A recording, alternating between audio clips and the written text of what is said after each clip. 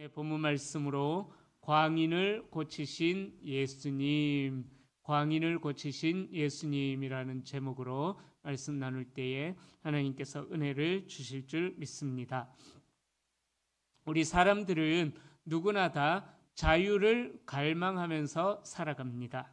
그런데 우리가 자유를 갈망하지만은 현실은 우리가 이 자유를 누리지 못하도록 우리를 올가매고 우리를 붙잡고 우리가 앞으로 나아가지 못하도록 우리를 방해하는 것들이 너무나 많이 있는 것이 우리가 살아가는, 그래서 자유를 외치면서도 실제로는 자유를 누리지 못한 삶을 살아가고 있는 그러한 경우가 참 많이 있습니다. 어떤 이는 어떠한 문제에 놓여 있음으로 인해서 그 자유를 누리지 못하고요. 또 어떤 이는 보이지 않는 내면의 어떠한 사슬로 인하여서 자기의 마음을 묶고 있는 그러한 것들로 인하여서 또 자유를 누리지 못하면서 살아가고 있습니다.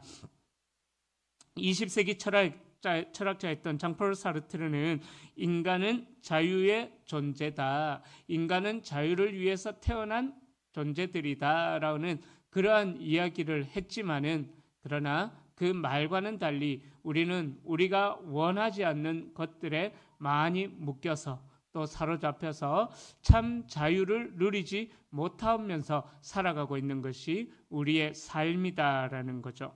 자, 그래서 현대 심리학에서도 우리 인간들이 살아가는 이 삶을 가리켜서 이야기하기를 보이지 않는 감옥에 늘 갇혀서 살아가고 있다, 이런 말들도 심리학에서 표현하기도 합니다.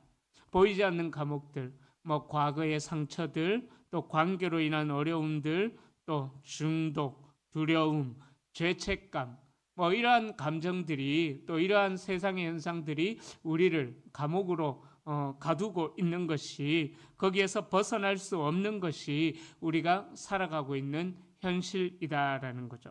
자, 오늘 본문에 등장하는 거라사 지역의 귀신 들린 광인, 미친 사람, 이 사람도 역시 자기의 의지와는 상관없이 자유를 누리고 싶은 그러한 삶을 사모하지만은, 그러나 그를 올가매고 있는 사단, 귀신의 세력으로 인하여서 이 사람 역시 자유를 누리지 못하고 살아가고 있는 것을 오늘 본문에서 보고 있습니다.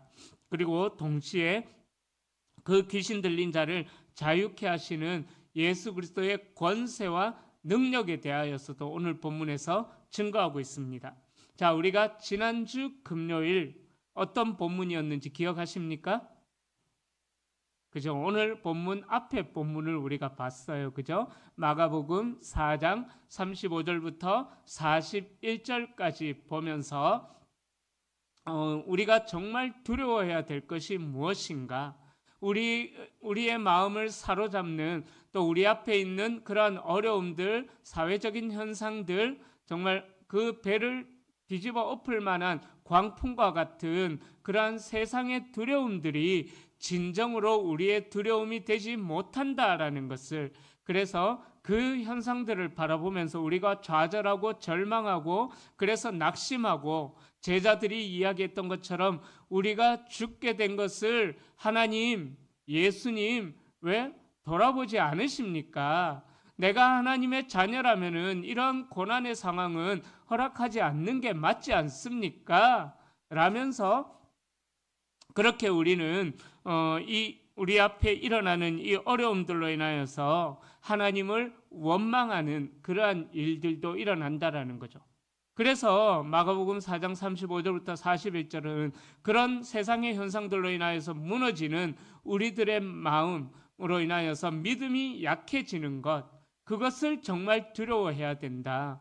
예수 그리스도의 능력은 모든 세상의 어려움들, 광풍들을 잠잠하라, 고요하라 말씀하셔서 말씀 한마디로 모든 것을 평안하게 하시는 그 예수 그리스도를, 또 그 능력을 믿는 믿음이 없는 우리의 약한 믿음을 오히려 우리가 애통해하고 두려워해야 된다라고 말씀을 드렸습니다.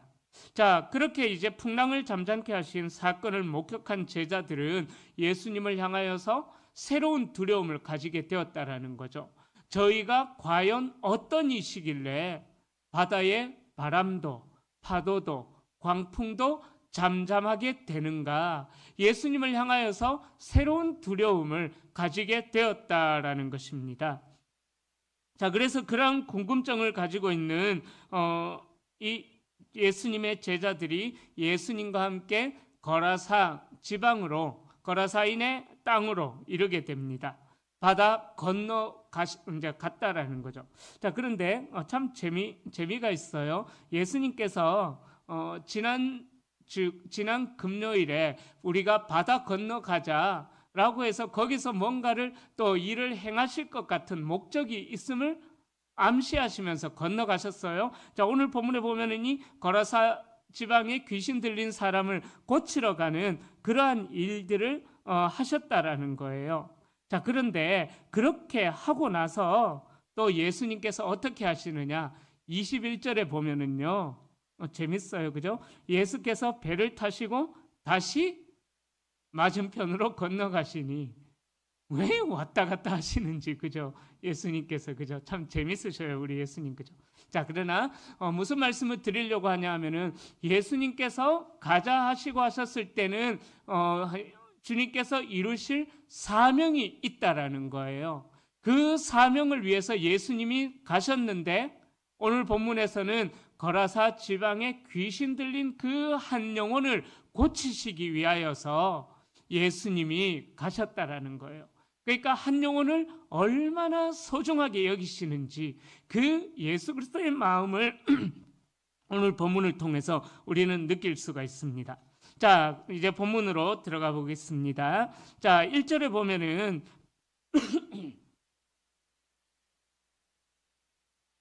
자, 1절에 보면은 예수님께서 거라사 지방에 가셨다라고 말씀하는데 이 거라사라는 지역은요, 갈릴리 호수에서 동남쪽으로 약 55km 정도 되는 거리에 있는 그 비교적 큰 도시였습니다.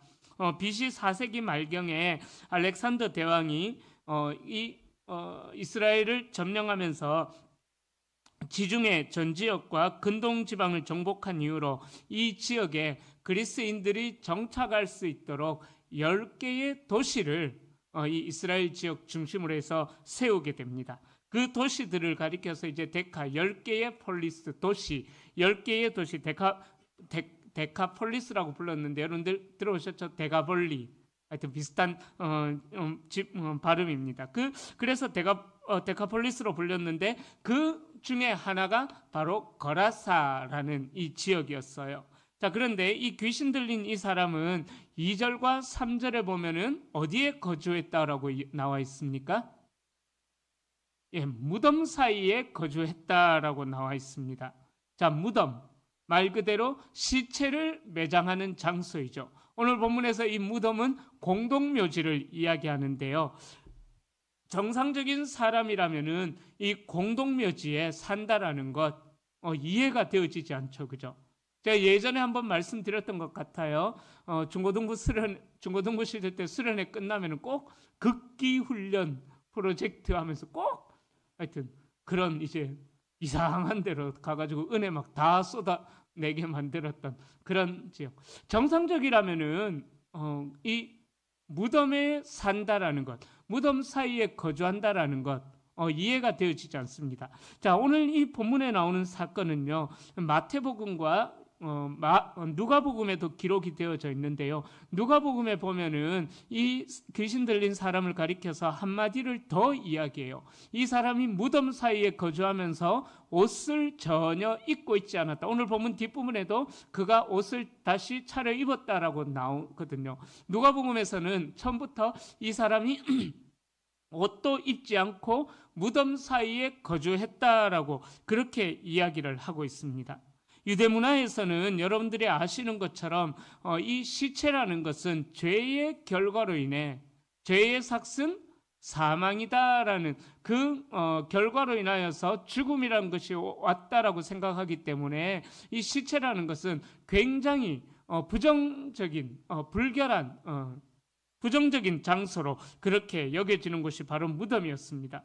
그래서 거기에 살았다라는 말은 이 사단이 그 사람을 죽음의 광경으로까지 몰고 갔다라는 것을 이야기하고 있는 거예요.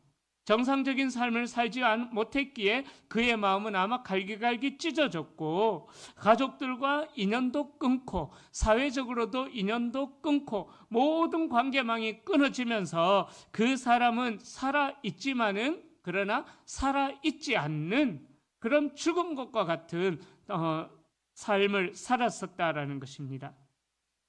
모든 관계가 단절되어 있음을 우리가 짐작해 볼 수가 있다는 거죠. 자, 이 귀신 들린 사람은 자기 집을 떠나서 자신을 정상적인 생활로부터 격리하였고요. 그로 인하여서 인간으로서의 인격도 모두 잃어버리고 살아간 지 너무 오랜 시간이 되어버렸다는 거죠. 이러한 귀신 들린 사람의 모습을 보면은 인간이 가장 절망적인 상태에 처할 때가 어떠한 모습인가 우리는 그것을 충분히 짐작할 수가 있습니다. 자, 또한 4절에 보면은 그를 불쌍히 여기는 사람들이 이 귀신 들린 사람에게 해줄 수 있는 것은 귀신 들린 사람이 자기 몸을 해하지 못하도록 팔과 다리를 또 온몸을 쇠사슬로 꽁꽁 묶어두는 것, 자해하지 못하도록. 그러니까 동네 사람들이 그 귀신 들린 사람을 위하여서 해줄 수 있는 것은 겨우 그것뿐이다라는 거예요. 하지만 이 귀신 들린 사람은 매어있던 쇠사슬도 끊어버렸다. 고랑도 끊어버렸다. 부서뜨려버렸다라고 이야기할 정도로 굉장히 포악함을 보이고 있다라는 것입니다. 이 모습 역시 사단의 지배 아래 놓인 비참함과 무서움, 포악함을 우리에게 보여주는 장면이 되는 것입니다. 사단의 권세가 강력하게 지배하는 사람의 현실이 얼마나 비참한가를 우리에게 보여주고 있다라는 거죠. 자, 이 귀신의 정체가 무엇입니까? 9절에 보면은 많은 귀신이 들어갔기에 이 귀신의 정체는 군대 귀신이다라고 그렇게 이야기하고 있습니다.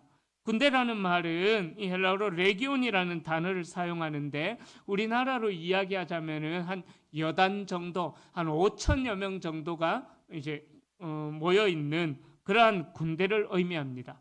그러니까 이 한 사람 안에 얼마나 많은 군대 귀신이 들어가 있는지, 그러니까 이렇게 많은 귀신이 그 사람 안에 들어가 있으니까는 이 사람은 정상적인 생활을 당연히 할 수가 없었을 것입니다. 자, 오늘 우리가 읽은 이 거라사 귀신 들린 사람에 대한 이야기는 조금 전에 말씀드렸는데 마태복음과 누가복음에도 나와 있어요. 마태복음에서는 이 귀신 들린 사람을 두고 어떻게 이야기하냐면은 일반인들이 그 사람에게 접근을 하지 못할 정도의 그러한 포악함이 있다라는 것을 이야기하고, 또 마가복음에서는 다른 복음서에 나와 있지 않는 쇠사슬을 끊었다라는 그러한 표현을 이야기하면서 이 사람이 가진 폭력성에 대하여서 이야기를 하고요. 누가복음에서는 이 사람이 옷도 입지 아니하고 무덤 사이에 거주했다라고 이야기하면서 비인간적인 삶을 살았었다라는 것을 이야기합니다. 이러한 것들을 통틀어서 볼 때에 마태와 마가가 누가가 이야기하는 이 세 가지의 사항들을 통해서 볼 때에 이 거라사의 귀신 들린 광인은 살아있지만은 죽은 자의 세계에서나 살았던 것과 마찬가지다라는 것을 우리는 추측할 수가 있습니다. 이 사람의 모습을 보면은 정말 불쌍하다 싶은 그러한 생각이 듭니다. 정말로 사람을 이렇게 황폐화시켜버리고 마치 짐승처럼 살게 만들었던 사단의 모습을 생각하면은 악한 세력의 지배하에 있는 사람들이 얼마나 처참하구나라는 것을 느끼게 된다라는 거죠. 멀쩡한 사람을 짐승처럼 살게 만든 그 악한 사단의 모습들, 사단은 이처럼 모든 질서를 파괴해버린다라는 거예요. 그의 삶의 모든 영역을 아주 사정없이 그냥 무너뜨려 버린다라는 것입니다. 사랑하는 성도님들, 기억하셔야 합니다. 사단은 우리에게 세상에 좋은 거 보이는 것들로, 우리의 눈에 혹하는 것들로 우리를 많이 유혹하고 있지만은, 그러나 기억하십시오. 그것은 결국 우리를 망가뜨리는 그러한 도구밖에 되지 않는다라는 거예요. 사단의 목적은 우리를 망가뜨리는 것이 목적인 것입니다. 사단은 우리를 이 귀신 들린 사람처럼 피폐하게 만들고 온전한 행복과 기쁨과 즐거움도 누리지 못하게 만들고 사람들과의 관계도 깨어지게 만들고 또 자신의 육체도 상하게 만들고 그래서 영적인 상함도 일어나게 하고 결국 모든 것을 어렵게 만들어버리는 것이 사단의 하는 일이다라는 거예요. 그런데 우리는 종종 우리의 눈에 띄지 않는다고 해서 이러한 영적인 것에 대하여서 너무나 무감각한 그러한 모습을 보일 때가 있다라는 것입니다. 사단은 우리의 눈에 보이지 않는 죄악으로 날마다 우리를 삼키려고 우리를 지배하려고 애를 쓰고 있는데 우리는 이 사단의 유혹에 아무렇지도 않게 무감각하게 그냥 넘어가 버리는 그런 모습들. 그래서 우리가 하나님을 떠나 있음에도 불구하고 아무렇지도 않게 그렇게 사단의 세력에 당하고 또 당하는 우리의 모습들이 아닌가. 이 거라사 광인의 모습을 보면서 저와 여러분들의 모습은 과연 어떠한지 돌아보셨으면 좋겠습니다. 그러기에 성도님들, 눈에 보이지 않는 이 영적인 실체에 대해서 우리는 정말 깨어 있어야만 합니다. 민감하게 깨어 있지 않으면 우리는 언제 어디서 무너질지 모른다라는 거예요. 자, 그렇게 귀신 들린 사람은 그가 원하지 않는 귀신 들림으로 말미암아 무덤에 거하고 사람들이 쇠사슬로 채워도 끊어버리는 난포감도 있고 그리고 무덤 속에 살면서 너무나 비인간적으로 살아가는 그러한 비참한 존재가 되어버렸다라는 것입니다. 이 군대 귀신 들린 거라사 광인의 모습을 보면은 어쩌면은 예수 그리스도가 없는 이 세상의 모습과 정말 너무나 취해버리는 이 세상의 모습과 무슨 차이가 있을까? 이런 생각들도 들게 됩니다. 여러분, 사단의 실체를 직시하셔야만 합니다. 그리고 주님을 바라보셔야만 합니다. 사단은 우리를 멸망시키러 왔지만 주님은 우리로 하여금 생명을 얻게 하고 십자가의 보혈의 피로 우리를 구원하시기 위하여서 우리 주님은 이 땅에 오셨다라는 것입니다. 그 주님을 우리가 기억하셔서 그 주님만 바라보면서 세상의 유혹에 우리의 마음을 빼앗기는 것이 아니라 또 세상의 광풍에 우리의 마음이 무너지는 것이 아니라 우리는 주님을 바라보면서 우리를 무너뜨리려는 그 모든 광풍이나 유혹으로부터 넉넉히 승리하는 삶을 살아가야만 된다라는 것입니다. 자, 계속해서 사단은 자기가 이 땅에 온 목적을 또 계속해서 이야기하고 있습니다. 7절에 보면 이렇게 합니다. 우리 7절 말씀 중요한 말씀인데요. 우리 함께 같이 읽어봅니다. 큰 소리로 부르짖어 이르되 지극히 높으신 하나님의 아들 예수여 나와 당신이 무슨 상관이 있나이까. 원하건대 하나님 앞에서 맹세하고 나를 괴롭히지 마옵소서 하니. 보세요, 예수님께서는 우리에게 괴로움을 주러 오신 분이 아니셔요. 그죠? 그런데 이 귀신 들린 사람은 자기의 말로 고백하는 것이 아니라 자기 안에 있는 귀신이 이 귀신 들린 사람을 통해서 이야기하고 있다라는 거예요. 첫 번째로 뭐라고 이야기하느냐? 지극히 높으신 하나님의 아들 예수여 당신이 나와 무슨 상관이 있나이까.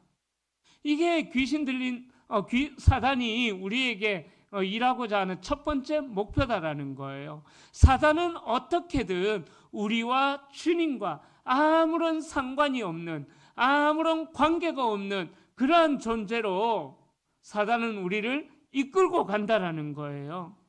여러분, 이 사단이 고백하는, 이 귀신 들린 사람이 고백하는 것을 보면서 사단이 우리를 어떻게 다루기를 원하고 있는지를 우리는 알 수가 있습니다. 예수님과 아무런 상관이 없는 존재이기를 사단은 목표하고 있다라는 거예요. 여러분, 다른 건 아무것도 필요가 없어요. 우리가 착하게 살든 학식이 많든 지혜롭든 돈이 많든 명예가 많든 그런 거는 사단에게 눈꽃만큼도 1도 중요하지 않습니다. 사단에게 중요한 것은 뭐냐? 우리가 예수님과 상관만 없으면은 된다라는 거예요. 이게 사단이 우리에게서 이루려고 하는 사단의 목적이라는 것입니다. 요즘 이 세상 속에서 복음을 전하기가 참 쉽지 않은 시대가 되어버렸습니다. 주일학교도 학교 앞에서 전도하는 것, 이제는 고발이 들어가요. 제 동기 목사님이 부임하고 나서 열심히 한다고 아파트에 교회 이제 전도지를 아파트마다 이렇게 붙이고 다녔어요. 한 20-30명 정도 되는 교회로 부임한 목사님인데 지금 이제 많이 성장해가지고 한 60명 정도 그래도 이제 성장을 했어요. 참 많이 애쓰고 있는데 한 번은 이런 이야기를 하는 거예요. 제가 이야기를 드렸던 것 같아요. 전도지 붙여놨다고 고발 들어와가지고 벌금을 냈다고. 요즘 이러한 시대가 되어버렸습니다. 불법 부착물이래요. 왜 남의 집에 불법 부착물을 붙이느냐? 학교 앞에서 전도 못하고 길거리에서도 전도하면은 저거 신천지 아닌가? 오히려 오해를 받게 되는 그러한 일들이 일어난다라는 거예요. 사단이 목표하는 게 그거예요. 직접적이든 간접적이든 어떻게든 사람들로 하여금 복음을 듣지 못하게 해가지고 예수님과 상관없는 존재로 만들어 버린다라는 거예요. 여러분, 한 가지 여쭤보겠습니다. 예수님을 믿지 않아서 지옥에 가는 것과 사탄을 믿어서 지옥에 가는 것 차이가 있어요, 없어요? 결국은 둘 다 지옥행이에요. 그죠? 예수님을 믿어서 지옥 가는 것, 사탄을 믿어서 지옥 가는 것. 사탄은 목적하는 것이 그거라는 거예요. 어떻게든 예전에는 뭐 사탄 숭배교라는 게 있었는데 이게 너무 하여튼 너무 무섭고 자극적이다 보니까는 이제는 사탄은 자신을 직접 숭배하지 않게 하고 직접 숭배하는 것이 아니라 사람들로 하여금 복음을 듣지 못하도록 사탄이 그렇게 만들어버린다라는 것입니다. 여러분, 그렇게 예수님과 아무런 상관이 없이 살아가는 사람, 이 땅에서도 정말 비참한 삶을 살아가다가 결국은 죽음 이후에 더 비참한 삶으로 전락되는 그 결과를 생각해 보면은 정말 이 세상에서 가장 불행한 사람이 누구인지를 우리는 충분히 알 수가 있다라는 거죠. 여러분, 화병에 꽃이 있어요. 그런데 그 꽃은 이미 죽은 꽃입니다. 이 화분에 지금 이렇게 이걸 나무라고 해야 되나요? 풀이라고 해야 되나요? 뭐라고 해? 하여튼 이게 신기했는데 뿌리를 내리고 있기 때문에 얘들은 살아있는 거예요. 그죠? 그러나 화병 속의 꽃이 아무리 예쁘다고 할지라도 뿌리가 없기 때문에 그것은 이미 죽은 꽃입니다. 한 일주일, 2주일만 지나면 쓰레기로 버려진다라는 거예요. 아무리 근사한 향기를 바란다고 해도요, 이미 그 꽃은 뿌리가 꺾여 있기 때문에 죽은 꽃인 것입니다. 여러분, 무슨 말씀을 드리려고 하냐면요, 우리는 화병 속에 꽂힌 그러한 꽃과 같은 존재가 되어서는 안 됩니다. 우리는 화병 속의 꽃이 근사해 보이지만 죽어 있는 꽃이기에 우리는 그런 존재가 아니라 정말 들판에서 뿌리를 내려가지고 생명을 바라는 그러한 꽃들처럼 우리는 예수 그리스도께 뿌리를 내려가지고 예수 그리스도의 생명을 누리며 예수 그리스도의 생명의 향기를 발산하며 살아가는 그러한 존재들이 되어야만 하는 것입니다. 그래서 사단은 이 영원한 생명을 누리지 못하게 하기 위하여서 예수님과 아무런 상관이 없는 존재, 예수여, 당신이 나와 무슨 상관이 있습니까? 나를 괴롭게 하지 마십시오. 우리가 예수 그리스도를 향해서 이런 생각들을 사단이 가지도록 만들어 버린다라는 것입니다. 사랑하는 성도님들, 어쨌거나 저쨌거나 웃자든 동간에 하나님께 붙어 있으려고 애를 쓰시기를 바랍니다. 주님께 더 가까이 나아가려고 날마다 애를 쓰십시오. 말씀을 읽고 말씀을 묵상하면서 주님을 묵상하고요. 기도하는 중에 주님을 묵상하고요. 어떻게든 우리는 예수님과 떨어지면 안 된다라는 것입니다. 자, 지금까지 인간성을 파괴하는 사단의 계략과 그 포악함을 살펴봤다면요, 이제는 두 번째로 예수님의 권세와 능력을 또 함께 살펴보겠습니다. 자, 예수님의 꾸짖음에 귀신들이 떠나갑니다. 근데 귀신이 예수님께 이렇게 간구합니다. 10절과 11절에 보면은 근처에 있는 돼지떼들에게 들어가게 해 주십시오. 자, 예수님은 귀신 들린 자를 고쳐주셨지만 귀신들을 파멸하지는 않으셨습니다. 왜냐하면 그 귀신들의 운명은 이미 결정되어 있기 때문인 것입니다. 요한계시록에 보면 그들은 결국은 파멸당하게 된다라고 말씀하고 있습니다. 하지만 아직은 그 마지막 심판의 때가 이르지 않았기 때문에 예수님께서는 그들의 요청대로 그 군대 귀신들을 그 돼지떼에게로 들어가게 합니다. 13절에 보면은 돼지떼가 거의 2,000마리 정도 된다라고 이야기를 합니다. 예수님이 왜 귀신들을 돼지떼에게 들어가게 허락해 주셨을까요? 거기에 대해서 여러 가지 이야기가 있습니다. 만약 귀신들이 그냥 나갔다라고만 기록된다면은 사람들이 정말 귀신이 있었던 것인지 실제인지 의심을 가질 수가 있다라는 거예요. 그러나 돼지떼가 즉시 바다에 몰살한 사건은요, 귀신이 실제로 존재한다라는 것과 정말로 그 군대 귀신이 그 사람에게서 떠나갔다라는 것을 보여주는 증거가 된다라는 거예요. 그 사실을 보여준다라는 것입니다. 이 사실은 예수님의 치유가 단순한 심리적인 변화를 의미하는 것이 아니라 하나님의 권세가 얼마나 능력이 있는지를 보여주는 사건이 된다라는 것입니다.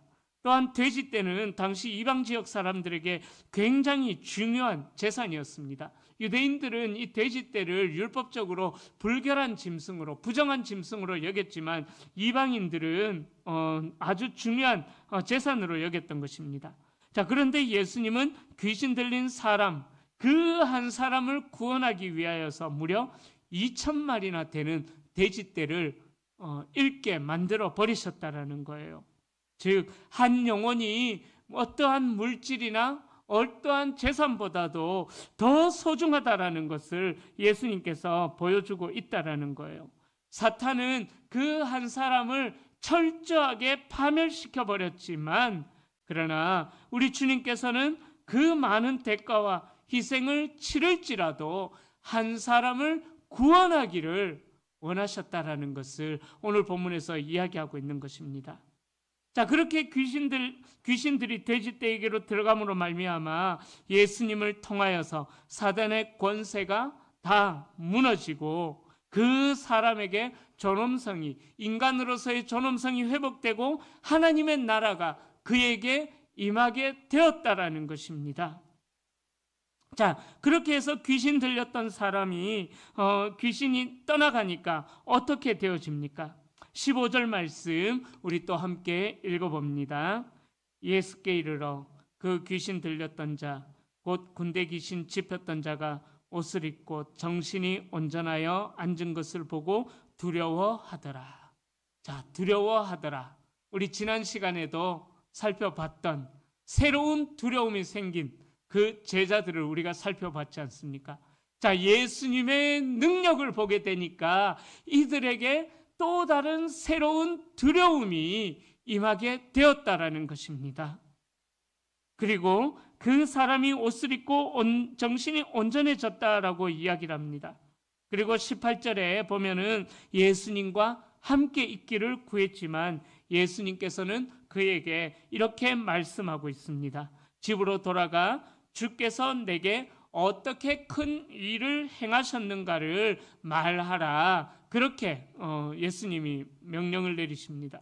자, 이 장면을 한번 생각해 보십시오. 이 사람은 귀신 들렸던 사람입니다. 옷을 홀딱 벗고 무덤 사이에 거하면서 짐승보다 더 못한 삶을 살아갔던 사람입니다. 그런데요, 이 사람에게 들렸던 귀신이 떠나가고 정신이 온전해지고 옷도 말끔하게 차려입게 되고, 그리고 예수님을 쫓으려 예수님의 제자가 되기로 결단을 하는 그런 일들이 일어났다라는 것입니다. 그러나 예수님께서는 함께하지 못하기에 집으로 돌아가서 주께서 너에게 어떻게 큰 일을 행하셨는가를 증거하라라고 말씀하십니다. 자, 그러니까 20절에 보면은 이 사람이 예수께서 자기에게 어떻게 큰일을 행하셨는지를 데가볼리 전 지역에까지, 거라사 지역뿐만 아니라 데가볼리 지역까지 전하러 다니는 복음의 증거자로 바뀌어지고 변화가 되어졌다라는 것을 이야기하고 있습니다. 귀신 들려서 너무나도 처참한 삶을 살아가던 그 사람이 이제는 고침을 받고 복음을 전하는 광인에서 증인으로 변화가 되어졌다라는 것을 이야기하고 있는 것입니다. 여러분, 얼마나 기가 막힌 반전이 일어났습니까? 정말 철저하게 낮고 처절한 그런 어려운 상황 가운데서 이제는 완전히 변화가 되어서 하나님의 능력을 선포하고 예수님의 구원, 예수님의 복음을 선포하는 증인이 되어졌다라는 사실입니다. 이제 말씀을 정리합니다. 거라사 지역에 귀신 들린 이 사람은 인간이 처할 수 있는 가장 비참한 상태에, 가장 절망적인 상태에 처했습니다. 그러나 그는 예수님을 만남으로 인해서 그의 인생에 새로운 변화가 일어나게 되었다라는 것입니다. 사단이 붙잡고 있는 고통에 사로잡혀 있었지만은, 그러나 이제는 이 귀신 들린 사람은 그 고통에서 해방이 되어지고 그의 마음 안에 하나님의 나라가 임하고 그의 삶에 하나님의 나라가 임하고 하나님께서 주시는 샬롬의 평강을 누릴 뿐만 아니라 복음을 전하는 증거자로까지 나아갈 수가 있었다라는 것입니다. 예수님께서는 오랜 시간 고통에 빠져있던 그 사람을 온전하게 회복시키셨다라는 것입니다. 그리고 이 사건이 거라사와 데가볼리 전 지역의 모든 사람에게 영향을 끼치게 되었음을 오늘 본문 마가는 결론적으로 이야기하고 있습니다.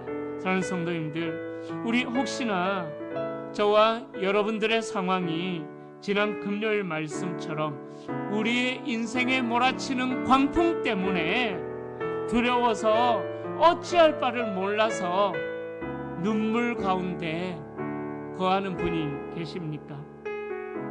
또 오늘 본문에 귀신 들린 사람의 상황처럼 모든 것이 다 무너져버린, 그래서 더 이상 인간적인 삶도 살아갈 수가 없는 것 같은 그러한 절망에 빠져있는 분들이 계십니까?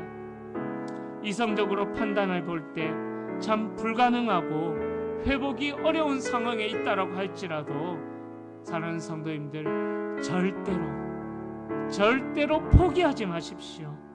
우리 주님께 나아가면 모든 광풍이 고요해지고, 우리 주님께 나아가면 귀신이 들려서 정말 폐하되어진 삶을 살아간다고 할지라도 주님께만 나아가면은 하나님의 구원을 선포하는 증인으로서 변화가 되어진다라는 사실을 기억하시기를 바랍니다. 바라기는 우리를 묶고 있는, 우리를 결박하고 있는 사단의 권세와 죄악으로부터 하나님께서 저와 여러분들을 지켜주셔서 승리케 하시는 그 은혜를 날마다 누리는 우리 성도님들이 되시기를 축복합니다. 그리고 더 나아가서 나에게 행하셨던 그 예수 그리스도의 치유의 기적, 내가 경험했던 그 놀라운 구원의 역사를 선포하며 살아가는 하나님의 사람들이 다 되시기를 우리 주님의 이름으로 간절히 축원합니다.